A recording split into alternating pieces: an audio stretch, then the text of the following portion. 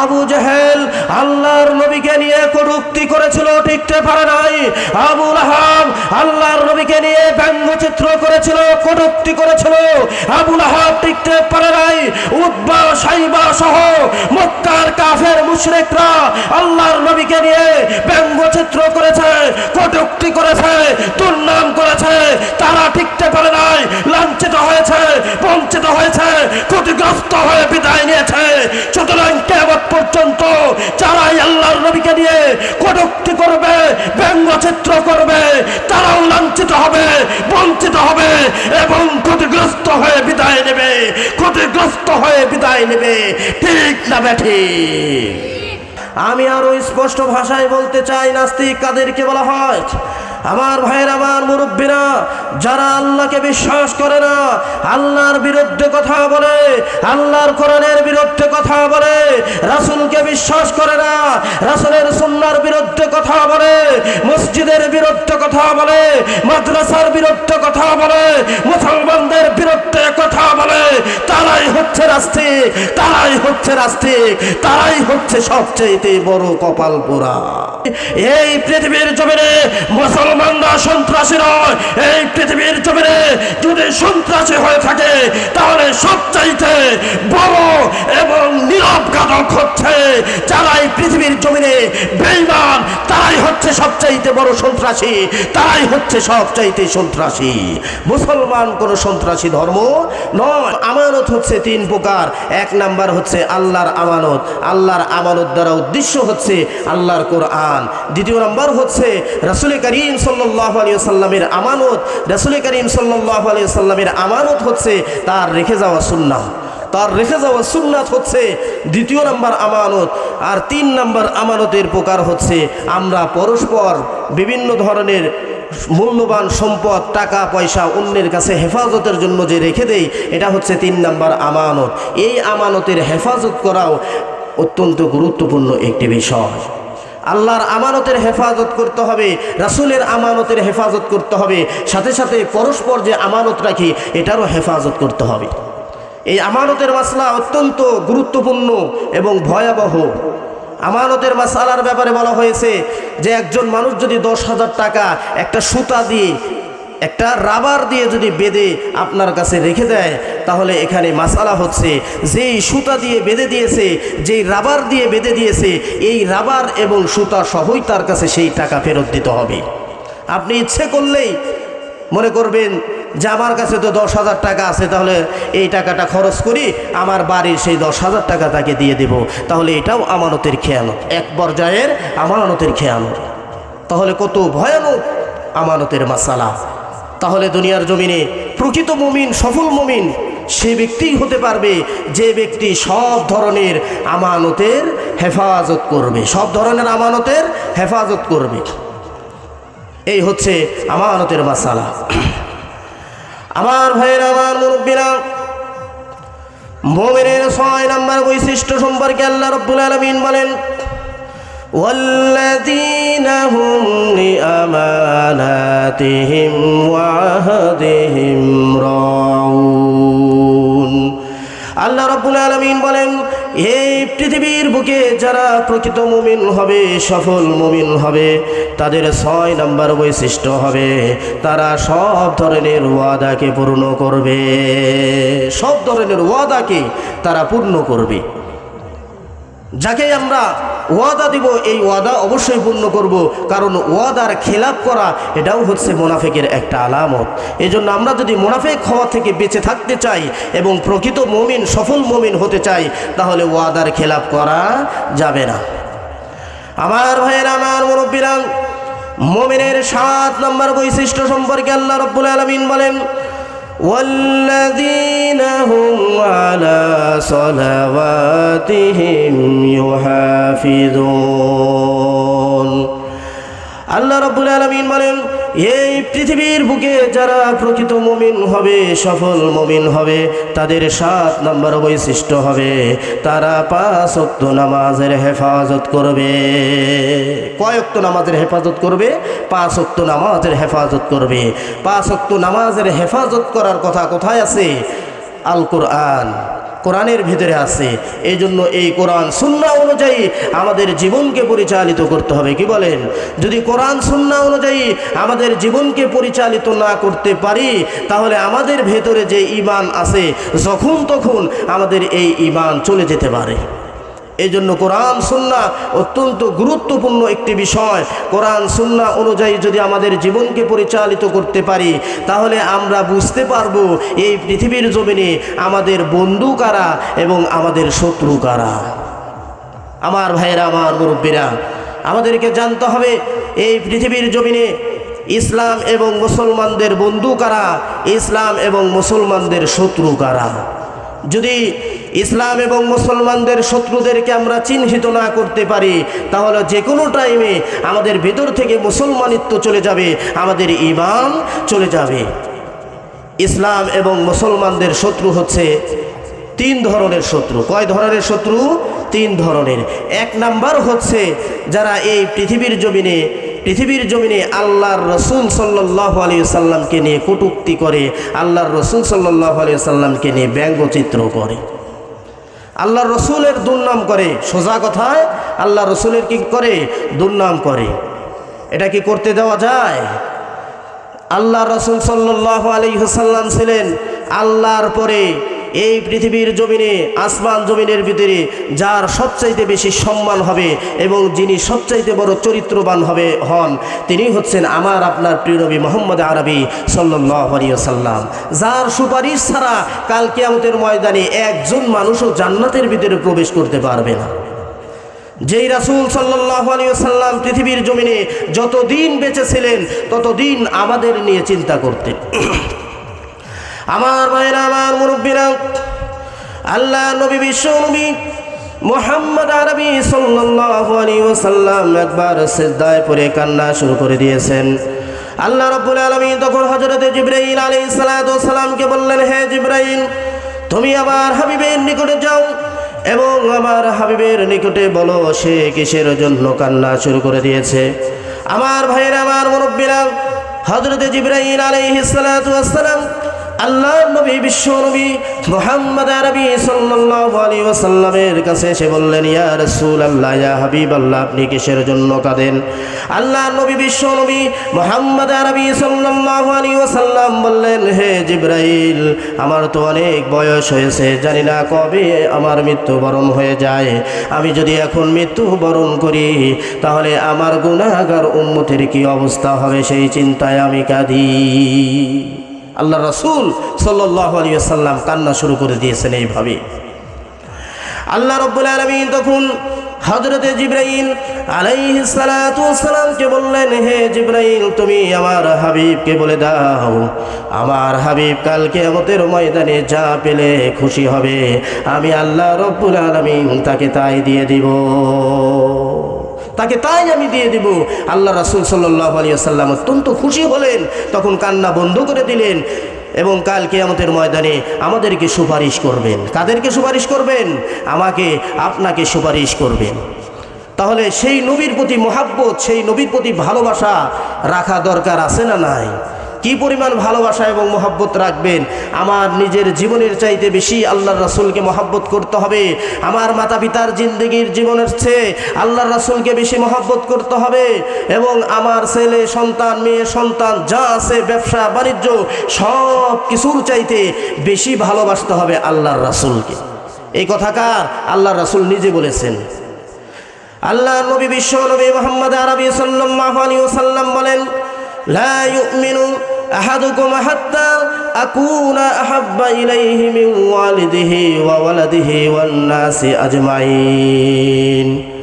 আল্লাহ নবী, বিশ্ব নবী মুহাম্মদ আরবি সাল্লাল্লাহু আলাইহি ওয়াসাল্লাম বলেন, তোমাদের মাঝে কেউ ওই সময় পর্যন্ত প্রকৃত মুমিন হতে পারবে না যতক্ষণ পর্যন্ত আমি তার কাছে সব জিনিসের চাইতে বেশি মহব্বতের পাত্র না হব। তার মাতা পিতা সন্তান সব কিছুর চাইতে বেশি মহব্বতের পাত্র না হব, ততক্ষণ পর্যন্ত সে মুমিনই হতে পারবে না, সে প্রকৃত মুমিন হতে পারবে না। তাহলে আল্লাহর রাসূল সাল্লাল্লাহু আলাইহি ওয়াসাল্লামের প্রতি ভালোবাসা রাখা, তার প্রতি মহব্বত রাখা কত গুরুত্বপূর্ণ একটি বিষয়। যার ভিতরে আল্লাহর রাসূলের মহব্বত থাকবে, যার ভিতরে আল্লাহর রাসূলের ভালোবাসা থাকবে, তার সামনে যদি কেউ আল্লাহর নবীকে নিয়ে কটূক্তি করে, আল্লাহর নবীকে নিয়ে ব্যঙ্গচিত্র করে, সে ব্যক্তি ঘরে বসে থাকতে পারবে? কঠিনকালেও সে ঘরের ভিতরে বসে থাকতে পারে না। আমার ভাইয়েরা, আমার মুরব্বীরা, আমি স্পষ্ট ভাষায় বলতে চাই, আল্লাহর নবীর চরিত্র নিয়ে যারা ব্যঙ্গচিত্র করে তারা ইসলামের শত্রু, তারা মুসলমানদের শত্রু, তারা বিশ্ব মানবতার শত্রু, বিশ্ব মানবতার শত্রু। এই পৃথিবীর জমিনে, আসমানের উপরে, আসমানের নিচে আর জমিনের উপরে ওই ব্যক্তির চাইতে নিকৃষ্ট আর কোনো ব্যক্তি হতে পারে না যে ব্যক্তি আল্লাহর নবীকে নিয়ে ব্যঙ্গচিত্র করে, কটূক্তি করে। ঠিক না বেঠিক? এই জন্য আল্লাহর নবীকে নিয়ে যারা ব্যঙ্গচিত্র করবে, আল্লাহর নবীর বিরুদ্ধে যারা কথা বলবে, তাদের বিরুদ্ধে আমাদেরকে রুখে দাঁড়াতে হবে। যদি আমরা রুখে না দাঁড়াই তাহলে আমাদের ভিতরে ঈমান থাকবে না। এটা হচ্ছে ঈমানের পরিচয়। আমার আপনার জীবনের সবচেয়ে প্রিয় মানুষটিকে নিয়ে দুর্নাম করা হবে, তাকে গালিগালাজ করা হবে, তাকে নিয়ে কটূক্তি করা হবে, আর আমরা বসে থাকব। এটা কি ঠিক? আজকে যদি আমার বাবার বিরুদ্ধে কেউ কথা বলে, আমার ছেলে সন্তানকে যদি কেউ নিয়ে তাকে নিয়ে কটূক্তি করে, মেয়েদেরকে নিয়ে কটূক্তি করে, তাহলে আমরা আমাদের জবানকে ঠিক রাখতে পারি না। তাকে গালি দেই, পারলে তাকে একটা থাপ্পড় মেরে দেই, অথবা তাকে বিভিন্নভাবে তাকে শায়েস্তা করার জন্য চেষ্টা করি। অথচ আমাদের জীবনের সবচাইতে মহব্বতের পাত্র আল্লাহর রাসূল সাল্লাল্লাহু আলাইহি ওয়াসাল্লাম, তাকে নিয়ে কটূক্তি করা হবে। আমরা ঘরের ভিতরে কিভাবে বসে থাকব? কিভাবে আমাদের জবানকে বন্ধ রাখব? কঠিনকালেও রাখা যাবে না। আমার ভাইরা, আমি তবে ওই সমস্ত ইসলামের শত্রুদেরকে বলতে চাই, তোমরা তো, তোমাদের কি ক্ষমতা রয়েছে? তোমাদের চাইতে ক্ষমতাধর এবং অনেক বেশি শক্তিশালী ব্যক্তিরাও এই পৃথিবীর জমিনে আমাদের প্রিয় নবীকে নিয়ে কটূক্তি করেছে, ব্যঙ্গচিত্র করেছে। তারা এই পৃথিবীর জমিন থেকে লাঞ্ছিত, বঞ্চিত এবং ক্ষতিগ্রস্ত হয়ে বিদায় নিয়েছে। আমার ভাইয়েরা, আমার মুরব্বীরা, আমি বলতে চাই, আমার ভাইয়েরা, আমার মুরব্বীরা, বলতেছিলাম যে আল্লাহর নবীকে নিয়ে যারা ব্যঙ্গচিত্র করবে, কটূক্তি করবে, তাদের বিরুদ্ধে রুখে দাঁড়ানো, এটা হচ্ছে ঈমানের পরিচয়, এটা হচ্ছে মুসলমানের পরিচয়। ইসলাম এবং মুসলমানদের চরম শত্রু হচ্ছে এই ধরনের ব্যক্তিরা, যাদের ব্যাপারে হাদিসের ভিতরে বলা হয়েছে মান সাব্বা নাবিয়ান ফাকতুলুহু। কত ভয়ানক কথা বলা হয়েছে। যে ব্যক্তি আল্লাহর নবীকে নিয়ে কটূক্তি করবে, আল্লাহর নবীকে গালি দিবে, ওই ব্যক্তির শাস্তি হচ্ছে তাকে হত্যা করে দেওয়া। তাহলে কত ভয়ানক শাস্তির কথা এই হাদিসের ভিতরে বলা হয়েছে। তাহলে ইসলাম এবং ঈমান যদি আমরা টিকিয়ে রাখতে চাই, তাহলে আমাদের এক নাম্বার বিষয়, এক নাম্বার শত্রুদের মোকাবেলা করতে হবে। তারা হচ্ছে আল্লাহর নবীকে নিয়ে যারা কটূক্তি করে, আল্লাহর নবীকে নিয়ে যারা ব্যঙ্গচিত্র করে। আমার ভাইরা, আমার মুরব্বীরা, ইসলাম এবং মুসলমানদের দুই নাম্বার শত্রু, ইসলাম এবং মুসলমানদের দুই নাম্বার শত্রু হচ্ছে যারা নাস্তিক। নাস্তিক কাদেরকে বলা হয়? নাস্তিক তাদেরকেই বলা হয় যারা আল্লাহকে বিশ্বাস করে না, আল্লাহর অস্তিত্বকে বিশ্বাস করে না, আল্লাহ এক এবং একক এই বিষয়টি তারা বিশ্বাস করে না। আর আমরা যারা আছি মুমিন, আমরা হচ্ছে আস্তিক, নাস্তিক নই। আমরা কি? আস্তিক। যাদের ভেতরে আল্লাহর প্রতি বিশ্বাস থাকে, আল্লাহ এক এবং একক, আল্লাহর অস্তিত্ব আছে, তারা হচ্ছে আস্তিক। আর যারা এটা বিশ্বাস করে না তাদেরকে বলা হয় নাস্তিক, তাদেরকে বলা হয় নাস্তিক। তাহলে আল্লাহ এক এবং একক এবং তার অস্তিত্ব আছে, এই বিষয়টি আমরা মানি তো? কি বলেন? যদি না মানি তাহলে তো আমরা মুমিন হতে পারবো না। এই কথাটি আল্লাহ তাআলা কুরআনুল কারীমের বিভিন্ন আয়াতের ভিতরে আমাদেরকে বলে দিয়েছেন। আল্লাহ রাব্বুল আলামিন বলেন, কুল হুয়াল্লাহু আহাদুনিল্লাহুস সামাদ লাম ইয়ালিদ ওয়া লাম ইউলাদ ওয়া লাম ইয়াকুল লাহু কুফুয়ান আহাদ। আল্লাহ রাব্বুল আলামিন বলেন, হ্যাঁ নবী, আপনি বলে দিন আল্লাহ এক এবং একক, তিনি কারো মুখাপেক্ষী নন, পৃথিবীর সব কিছুই তার মুখাপেক্ষী। তিনি কাউকে জন্ম দেননি, কেউ তাকে জন্ম দেয়নি। আকাশে আর জমিনে তার সমকক্ষ আর কেউ নাই। আল্লাহর সমকক্ষ আর কেউ নাই। লাইসা কামিসলিহি শাইউন, আল্লাহর মতো, আল্লাহর সমকক্ষ এই পৃথিবীর জমিনে কেউ নাই। তাহলে আল্লাহ এক এবং একক। এই দাওয়াত দেওয়ার জন্যই পৃথিবীর জমিনে যত আম্বিয়া কিরাম এসেছেন, সমস্ত নবী রাসূল, তারা এই একই দাওয়াত দেওয়ার জন্য আসছেন। আল্লাহ রাব্বুল আলামিন বলেন, ওয়ামা আরসালনা মিন ক্বাবলিকা মির রাসূলিন ইল্লা নূহি ইলাইহি আন্নাহু লা ইলাহা ইল্লা আনা ফাবুদুন। আল্লাহ রাব্বুল আলামিন বলেন, হে নবী, আমি আপনার পূর্বে যত পৃথিবীর জমিনে নবী রাসূল প্রেরণ করেছি, সকলের নিকটে এই একটি মর্মে ওহী প্রেরণ করেছি, আন্নাহু লা ইলাহা ইল্লা আনা ফাবুদুন। আল্লাহ এক এবং একক। এক আল্লাহ ছাড়া যদি একাধিক মাবুদ থাকতো তাহলে বিভিন্ন ধরনের সমস্যা হইতো। কি বলেন? বিভিন্ন ধরনের সমস্যা হইতো। মনে করেন যদি একাধিক মাবুদ থাকতো তাহলে এক মাবুদে বলতো আজকে পশ্চিম পাড়া বৃষ্টি দেওয়া যাবে না, কারণ সেখানে কোরআনের মাহফিল হচ্ছে। আর এক মাবুদে বলতো যে না, পশ্চিম পাড়ায় বৃষ্টি দিতে হবে, আমেরিকায় আজকে বৃষ্টি দেওয়া যাবে না, কারণ তারা হচ্ছে সুপার পাওয়ার। তারা কি? Super power. এভাবে একে অপরের সাথে টক্কর লাগতো কি না? অবশ্যই লাগতো। এবং আসমান জমিন এক পর্যায়ে ধ্বংস হয়ে যেত। এই কথা কার? আমার নয়, আল্লাহ। আল্লাহ রাব্বুল আলামিন বলেন, লাউ কানা ফীহিমা আলিহাতুন ইল্লাল্লাহু লাফাসাদাতা। এক আল্লাহ ছাড়া যদি আসমান জমিনের মাঝে সত্য মাবুদ এক আল্লাহ ছাড়া যদি একাধিক মাবুদ থাকতো তাহলে আসমান জমিন এতদিনে ধ্বংস হয়ে যেত। তাহলে আসমান জমিন এতদিনও ধ্বংস হয়নি। এর দ্বারা বোঝা যায় যে এক আল্লাহ, এক আল্লাহ। এই এক আল্লাহর প্রতি যাদের বিশ্বাস থাকে তাদেরকে বলা হয় আস্তিক। আর যারা এই এক আল্লাহকে বিশ্বাস করে না, কবর জগৎকে বিশ্বাস করে না, যারা মনে করে এই দুনিয়ার জীবনটাই শেষ, মৃত্যুর পরে আর কোনো জীবন নাই, তাদেরকে বলা হয় নাস্তিক। আমার ভাইরা, আমার মুরব্বীরা, হলে আল্লাহ এক এবং একক। আল্লাহ আছেন, আল্লাহকে বিশ্বাস করতে হবে। আমাদের এই জীবন শেষ জীবন নয়, আমাদের মৃত্যুর পরে আরেকটি জীবন আছে, যেই জীবনের শুরু আছে সেই জীবনের শেষ নাই। এরকম বিশ্বাস যদি রাখি তাহলে আমরা হচ্ছি মুমিন। আর যদি বিশ্বাস না রাখা হয় তাহলে তারাই হচ্ছে নাস্তিক। এই নাস্তিক ইসলাম এবং মুসলমানদের চরম একটি শত্রু। এই শত্রুর থেকে আমাদেরকে হেফাজত থাকতে হবে। আমরা আমাদের ঈমানকে যদি মজবুত রাখতে চাই, শক্তিশালী রাখতে চাই, আমাদের ঈমানকে যদি কবর পর্যন্ত হেফাজত করে রেখে দিতে চাই, তাহলে আমাদেরকে এই নাস্তিকদের থেকে আমাদেরকে বিরত থাকতে হবে। তাদের ব্যাপারে আমাদেরকে সোচ্চার থাকতে হবে। যে কোনোভাবে কোনো নাস্তিক যদি এই বাংলার জমিনে মাথা চারা দেয় তাহলে তাদের বিরুদ্ধে আমাদেরকে সোচ্চার হতে হবে, তাদের বিরুদ্ধে আমাদেরকে রুখে দাঁড়াতে হবে। তবেই আমরা পাক্কা মুমিন হতে পারবো, পরিপূর্ণ মুমিন হতে পারবো। আমার ভাইয়েরা, আমার মুরব্বীরা, বলতেছিলাম ইসলাম এবং মুসলমানদের শত্রু হচ্ছে তিন ধরনের।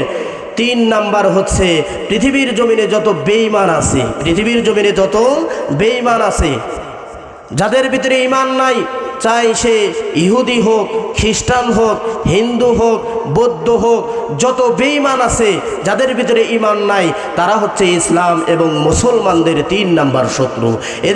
এদের থেকেও আমাদেরকে হেফাজত থাকতে হবে, আমাদেরকে সোচ্চার থাকতে হবে। আজকে সারা বিশ্বের ভিতরে বিধর্মীরা কিভাবে ইসলাম এবং মুসলমানদেরকে এই পৃথিবীর জমিন থেকে ধ্বংস করা যায় তারা এই পায়তারা করে। এবং বিভিন্ন সময় তারা মুসলমানদেরকে অপবাদ দেয়, ইসলাম ধর্মকে নিয়ে অপবাদ দেয় এবং মুসলমানদেরকে নিয়ে অপবাদ দেয় এবং আমার আপনার প্রিয় নবী সাল্লাল্লাহু আলাইহি ওয়াসাল্লামকে নিয়ে তারা অপবাদ দেয়। তারা বলে যে ইসলাম ধর্ম হচ্ছে সন্ত্রাসী ধর্ম, নাউজুবিল্লাহ, আর মুসলমানরা হচ্ছে সন্ত্রাসী, আর মুহাম্মদ সাল্লাল্লাহু আলাইহি ওয়াসাল্লাম হচ্ছেন সেই সন্ত্রাসীদের লিডার, নাউজুবিল্লাহ। আমরা বলতে চাই এই পৃথিবীর জমিনে ইসলাম সন্ত্রাসীর ধর্ম নয়, মুসলমানরা সন্ত্রাসী নয়। আমি স্পষ্ট ভাষায় বলতে চাই এই পৃথিবীর জমিনে যদি কোনো সন্ত্রাসী থাকে তাহলে বিধর্মীরাই হচ্ছে সবচাইতে বড় সন্ত্রাসী, সবচাইতে বড় সন্ত্রাসী। এই বিষয়টি আমি আপনাদেরকে একটি দৃষ্টান্ত দিয়ে বোঝাতে চাই। তারা আসলে অপবাদ দেয় যে আমরা নাকি সন্ত্রাসী, আসলে আমরা সন্ত্রাসী নয়, সন্ত্রাসী হচ্ছে তারা নিজেরা। ইসলাম কোনো সন্ত্রাসী ধর্ম নয়, মুসলমানরা সন্ত্রাসী নয়, এবং আল্লাহর নবী বিশ্ব নবী মুহাম্মদ আরবি সাল্লাল্লাহু আলাইহি ওয়াসাল্লাম সন্ত্রাসী নয়, বরং তিনি হচ্ছেন জগৎ শ্রেষ্ঠ একজন মানব, জগতের সবচাইতে সম্মানিত যিনি হবেন তিনি হচ্ছেন আমার আপনার প্রিয় নবী বিশ্ব নবী মুহাম্মদ আরবি সাল্লাল্লাহু আলাইহি ওয়াসাল্লাম। আমার ভাইরা, আমার মুরব্বীরা, আজকে সারা বিশ্বের ভিতরে দেখেন মুসলমানদেরকে ধ্বংস করার জন্য, ইসলামকে ধ্বংস করার জন্য কত ধরনের পায়তারা করি। আজকে আপনি লক্ষ্য করে দেখেন পৃথিবীর জমিনে যদি একটা হিন্দুকে আপনি আঘাত করেন, পৃথিবীর জমিনে যত হিন্দু আছে একত্রিত হয়ে যাবে, পৃথিবীর জমিনে সমস্ত বিধর্মীরা একত্রিত হয়ে মুসলমানদেরকে শায়েস্তা করার জন্য চেষ্টা করে। আজকে যদি একটা বৌদ্ধকে আঘাত করা হয়, পৃথিবীর জমিনে ইহুদি, খ্রিস্টান, বৌদ্ধ, নাসারা, হিন্দু সব একত্রিত হয়ে যায় কিভাবে মুসলমানদেরকে শায়েস্তা করা যায়।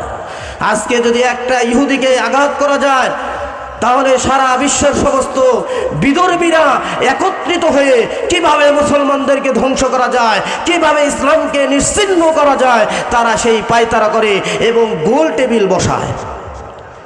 ইসলাম এবং মুসলমানদের এই জন্য বলেছি যে পৃথিবীর জমিনে যত বেঈমান আছে তারা হচ্ছে ইসলাম এবং মুসলমানদের শত্রু।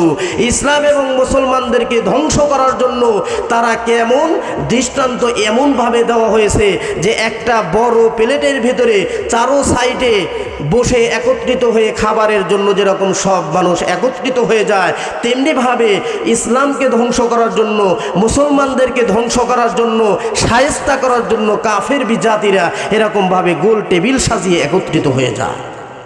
বড়ই আফসোস লাগে, বড়ই কষ্ট লাগে। আজকে সমস্ত বিধর্মীরা একত্রিত হলেও আজকে মুসলমানদের ভিতরে কোনো একতা নাই। আজকে সারা বিশ্বের ভিতরে যেদিকেই তাকাই শুধু মারামারি, কাটাকাটি, হানাহানি, খুন খারাপি, চাঁদাবাজি, টেন্ডারবাজি এবং মুসলমানদের উপরে নির্যাতন করা হয়। আজকে সারা বিশ্বের ভিতরে যেদিকেই তাকাই শুধু মুসলমানরা নির্যাতিত, নিষ্পেষিত, নিপীড়িত। এর কারণ, এর এক নাম্বার কারণ হচ্ছে আজকে মুসলমানদের ভিতরে একতা নাই। দেখেন আজকে ইসরায়েলের দিকে তাকিয়ে দেখেন যে ইসরায়েলের ভিতরে ইহুদিদের সংখ্যা মাত্র 1,10,00,000 অথবা 1,20,00,000। এই 1,20,00,000 মানুষ কিভাবে আজকে ফিলিস্তিনের মুসলমানদের উপরে নির্যাতন করে যাচ্ছে। অথচ সারা বিশ্বের ভিতরে যদি গণনা করা হয়েছে, দেখা গিয়েছে সারা বিশ্বের ভিতরে 200 কোটি মুসলমান। কোথায় 1 কোটি ইহুদি আর কোথায় 200 কোটি মুসলমান। আজকে 200 কোটি মুসলমান তাদের বিরুদ্ধে দাঁড়াতে পারছে না। কেন? আজকে মুসলমানদের ভিতরে একতা নাই। আজকে মুসলমানদের ভিতরে একতা নাই। বড়ই আফসোস লাগে, ইসরায়েলের ভিতরে যখন কয়েকটা রকেট মারা হলো, 7,000 রকেট মারা হয়েছিল ফিলিস্তিন থেকে, নির্যাতনের জাতাকলে পিষ্ট হয়ে নির্যাতিত হতে হতে যখন একেবারে দেয়ালের সাথে পিঠ লেগে গেছে, তখন সেই প্রতিরোধ করার জন্য ফিলিস্তিনের মুজাহিদিরা মাত্র 5 থেকে 7,000 রকেট যখন ইসরায়েলের ময়দানে মারা হলো, তখন সারা বিশ্বের সমস্ত ইহুদি, খ্রিস্টান সহ সমস্ত বিধর্মীদের মাথা খারাপ হয়ে গেল। কিভাবে মুসলমানদেরকে শায়েস্তা করা যায়, কিভাবে মুসলমানদেরকে ধ্বংস করা যায়। তারা একত্রিত হতে পারল আমেরিকার মতো দেশ অস্ত্র দিয়ে সৈন্য দিয়ে মুসলমানদের বিরুদ্ধে লেলিয়ে দিল। কিভাবে ফিলিস্তিনের মুসলমানদেরকে নির্যাতন করা যায়, তারা এরকমভাবে সোচ্চার হয়ে গেল। আর মুসলমানের এমন কোনো রাষ্ট্র পাওয়া গেল না যেই রাষ্ট্র থেকে একটা খাবার দাবার সেই ফিলিস্তিনের ময়দানে পাঠিয়ে দিতে। ইহুদিদেরকে শায়েস্তা করার জন্য আমার মনে হয় 200 কোটি মুসলমান যদি একত্রিত হয়ে একটা হুঙ্কার দিতে পারত, তাহলে আমার মনে হয় এই পৃথিবীর জমিন থেকে ইহুদির জাতি লেজ গুটিয়ে পালাতে বাধ্য হতো। ইসলাম এবং মুসলমানদের 3 নাম্বার শত্রু হচ্ছে যারা বিধর্মী। এই বিধর্মীদের থেকেও আমাদেরকে সোচ্চার থাকতে হবে।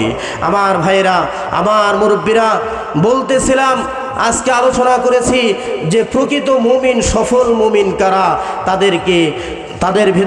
যাদের ভিতরে 7টি বৈশিষ্ট্য থাকবে তারাই হবে সফল মুমিন। এবং প্রকৃত মুমিন কারা? আমরা তো মনে করি যে কালেমা লা ইলাহা ইল্লাল্লাহু মুহাম্মাদুর রাসূলুল্লাহ সাল্লাল্লাহু আলাইহি ওয়াসাল্লাম পড়েছি আর আমরা ঈমানদার হয়ে গেছি। শুধু কালেমা পড়লেই কি মুমিন বলা যায়? যদি শুধু কালেমা পড়লেই মুমিন বলা যায়, তাহলে আমাদের দেশে 1971 সালে যখন যুদ্ধ হয়েছিল তখন অনেক হিন্দু জানের ভয়ে তারা কালেমা পড়েছিল। তাদেরকে মুমিন বলা যাবে? তাদেরকে ঈমানদার বলা যাবে? তাদেরকে ঈমানদার বলা যায় না। যতক্ষণ পর্যন্ত একজন মানুষের ভিতরে 4টি বিষয়ের প্রতি বিশ্বাস স্থাপন না পাওয়া যাবে, 4টি বিষয়ের প্রতি বিশ্বাস স্থাপন না করবে, ততক্ষণ পর্যন্ত তাকে মুমিন, পরিপূর্ণ মুমিন, প্রকৃত মুমিন বলা যায় না। 1 নাম্বার হচ্ছে আল্লাহর জাতে বিশ্বাস করতে হবে। আল্লাহর জাতে বিশ্বাস করার অর্থ হচ্ছে আল্লাহ এক এবং একক। আল্লাহ এক এবং একক, তিনি ছাড়া কোনো মাবুদ নাই এবং তার অস্তিত্ব আছে। এটাকে বলা হয় আল্লাহর জাতে বিশ্বাস করা। আমার ভাইয়েরা, আমার মুরব্বীরা, 2 নাম্বার হচ্ছে আল্লাহর সিফাতে বিশ্বাস করা। আল্লাহর অনেকগুলো সিফাত রয়েছে, প্রায় 99টি সিফাত রয়েছে। এই 99টি সিফাতকে বিশ্বাস করার নাম হচ্ছে ঈমান। আমার ভাইয়েরা, আমার মুরব্বীরা, আল্লাহর সিফাত সম্পর্কে আমাদেরকে ধারণা রাখতে হবে, আল্লাহর সিফাত সম্পর্কে আমাদের বিশ্বাস রাখতে হবে। আল্লাহর সিফাত সম্পর্কে যদি আমাদের বিশ্বাস না থাকে তাহলে আমাদেরকে মুমিন বলা যাবে না। আল্লাহর একটা সিফাত হচ্ছে যে আল্লাহ রাজ্জাক। আল্লাহ কি? রাজ্জাক। আল্লাহ রিজিক দাতা। আমাদের রিজিক দেন কে? আল্লাহ। আল্লাহ রাব্বুল আলামিন বলেন, ওয়ামা মিন দাব্বাতিন ফিল আরদি ইল্লা আলাল্লাহি রিজকুহা। আল্লাহ রাব্বুল আলামিন বলেন, এই পৃথিবীর বুকে এমন কোনো জীব নাই, এমন কোনো প্রাণী নাই যার রিজকের দায়িত্ব আমি আল্লাহ রাব্বুল আলামিন নিজ কুদরতি হাতে তুলে নেই নাই। সবার রিজিকের দায়িত্ব কে নিয়েছেন? আল্লাহ। এটাকে বলা হয় আল্লাহর সিফাতে বিশ্বাস করা। আমার ভাইরা, আমার মুরব্বীরা, 3 নাম্বার বিষয় হচ্ছে আল্লাহর কুদরতে বিশ্বাস করা, অর্থাৎ আল্লাহ হচ্ছেন ক্ষমতাবান, সব কিছুর উপরে ক্ষমতাবান। তিনি ইচ্ছে করলে একজনকে মুহূর্তের ভিতরে মৃত্যু দিতে পারেন। তিনি ইচ্ছে করলেই মুহূর্তের ভেতরেই একটি মৃত জিনিসকে জীবিত করতে পারেন। এই ক্ষমতা কার? আল্লাহ। আল্লাহু আলা কুল্লি শাইইন কদির। আল্লাহু আলা কুল্লি শাইইন কদির। এটা হচ্ছে আল্লাহর ক্ষমতায় বিশ্বাস করা। তাহলে মুহূর্তের ভিতরে একজন মৃত ব্যক্তিকে জীবিত করতে পারেন কে? আল্লাহ রাব্বুল আলামিন। আমার ভাইরা, আমার মুরব্বীরা, আল্লাহ রাব্বুল আলামিন বলেন, وَإِذْ قَالَ إِبْرَاهِيمُ رَبِّ أَرِنِي كَيْفَ تُحْيِي الْمَوْتَى। আল্লাহ রাব্বুল আলামিন হযরত ইব্রাহিম আলাইহিস সালাতু ওয়াস সালাম একদিন আল্লাহ রাব্বুল আলামিনকে বললেন, আল্লাহ, কাল কিয়ামতের ময়দানে কিভাবে মৃত জিনিসকে আপনি জীবিত করবেন, পুনরায় জীবিত করবেন, এটা আমাকে একটু দেখান। আল্লাহ রাব্বুল আলামিন তখন বললেন, ক্বালা আওয়ালাম তুমিন, হে ইব্রাহিম, তুমি কি বিশ্বাস করো না আমি আল্লাহ রাব্বুল আলামিন পুনরায় জীবিত করতে পারবো? আল্লাহর নবী হযরত ইব্রাহিম আলাইহিস সালাতু ওয়াস সালাম বললেন, ক্বালা বালা ওয়ালাকিন লিয়াতমাইন্না কলবি। আল্লাহ রাব্বুল আলামিনের কথার জবাবে হযরতে ইব্রাহিম আলাইহিস সালাতু ওয়াস সালাম বললেন, রব্বুল আলামিন অবশ্যই আমার অন্তরের ভিতরে বিশ্বাস রয়েছে, তবে আমার অন্তরটা ইতমিনান হওয়ার জন্য আমি এই কথা বলছি। আমার অন্তরটা একেবারে পরিতৃপ্ত হয়ে যেত, ইতমিনান হয়ে যেত, এই জন্য আমি বললাম। আল্লাহ রব্বুল আলামিন তখন বললেন, قال فخذ أربعة من الطير فسرهن إليك ثم اجعل على كل جبل منهن جزءا ثم ادعهن يأتينك سعيا। আমার ভাইয়েরা, আমার মুরব্বিরা,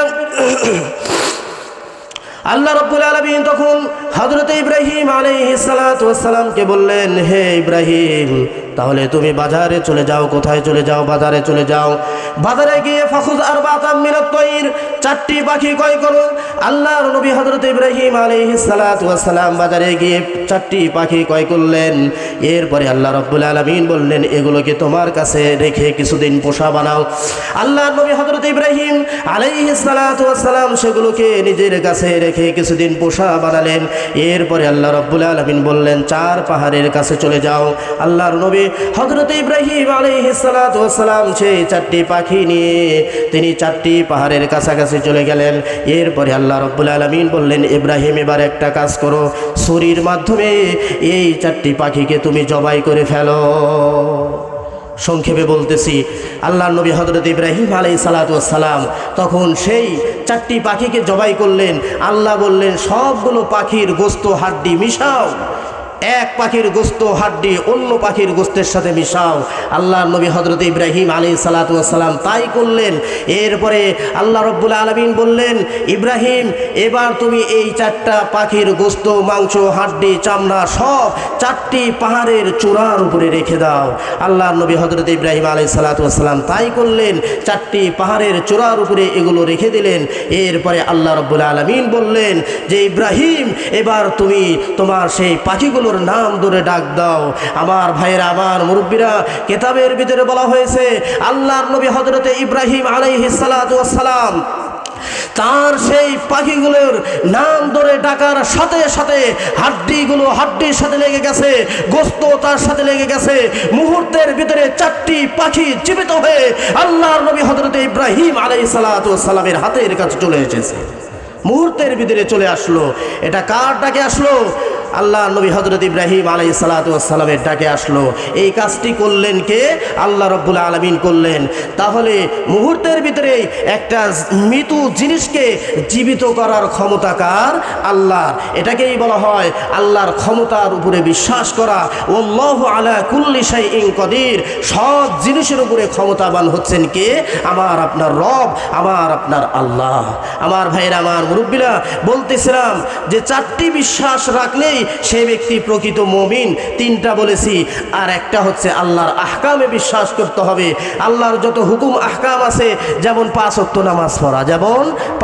নামাজ পড়া, এটাকে বিশ্বাস করতে হবে। আল্লাহর বিধান। কার বিধান? আল্লাহর বিধান। এটাকে পালন করতে হবে। যাদেরকে আল্লাহ তাআলা সম্পদ দান করেছেন, তাহলে বছরে একবার যাকাত দিতে হবে। এই সম্পদের মাধ্যমে অসহায় মানুষকে সাহায্য করতে হবে, মসজিদ মাদ্রাসায় দান করতে হবে। এভাবে সম্পদের সঠিক ব্যবহার করতে হবে। এটাও আল্লাহর একটা বিধান। যদি সম্পদ থাকে তাহলে জীবনে একবার হজ করতে হবে, জীবনে একবার হলেও অবশ্যই হজ করতে হবে। এটা হচ্ছে ফরজ, এটা হচ্ছে ফরজ একটি বিধান। এভাবে অনেক বিধিবিধান এই পৃথিবীর জমিনে আছে, আমাদের উপরে আছে। ফরজ বিধান রয়েছে, ওয়াজিব বিধান রয়েছে, সুন্নাত বিধান রয়েছে, এরকমভাবে মুস্তাহাব বিধান রয়েছে। সব ধরনের বিধান আল্লাহর। কার বিধান বলেন? আল্লাহর। এটাকেই বলা হয় আল্লাহর আহকামে বিশ্বাস করা।